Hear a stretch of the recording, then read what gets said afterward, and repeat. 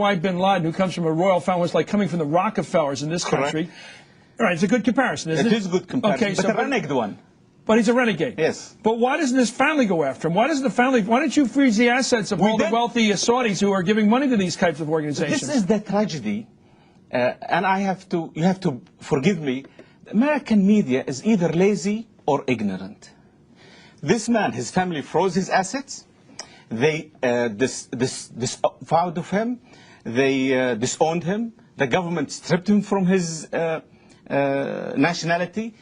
And I want to question the report you mentioned that if there was an election, Saudi Arabia, between him and the king, he would have won. You know something? That is fancy talk. It's lovely. Well, you don't have elections in your country. But that's one fact. I can never dispute this because it's a moot point. You don't have elections. Exactly. But I can prove it to you another way. If bin Laden had such a great followers in Saudi Arabia, he wouldn't be hiding in Afghanistan. He would be in Saudi Arabia leading his people. Remember when Khomeini came? How is it so easy for him to recruit young guys in their early 20s to go do his killing in this country if he's not popular? These guys went to their death just because he said, go to your death. You make it sound like out of 12 million Saudis, 3 million were following him. You're talking about a handful. That's number one. Number two. 3 handfuls. 15. Okay. 3 handfuls. Thank you. Second, you're talking about how do you explain this guy Walker? He's an American living in San Francisco. Why would he follow? I can't speak for crazy people. Nobody has monopoly over crazies.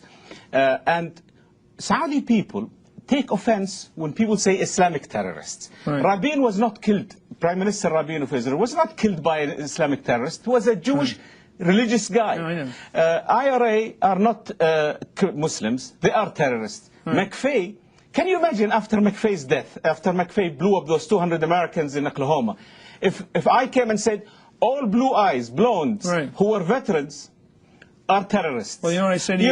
As the nuns taught that will include you, Chris. Two wrongs don't make a right. You're right. In this case, let me ask you. We are condemning what happened. You guys are refusing to accept us. Let me tell you, as bad as the IRA is, and even worse, the NORAID crowd that give them the money from this and the bars in northern part of America, as bad as the Basques are, as bad as Ergun and the Stern Gang were, they never blew up the World Trade Center, they never blew up our Pentagon. The Islamic fundamentalists did it. Where is this? I want you to explain why these people are so angry at your country that they come over here and blow up our country. You are trying to make me now to be a doctor, to be a psychologist. I am not. Aren't you confounded? Aren't you, when you turned on TV that day and you saw that, and you found out that 15 of the 19 killers, the suicides, came from your country?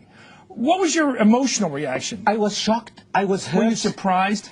I was surprised. You were. I was surprised. But even though bin Laden recruits most of his people from Saudi? Not most of his people. No. You see, you make it. This is the problem.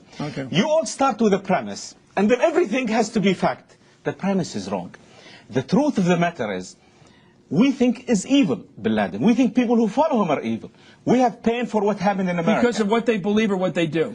Because what they believe and what they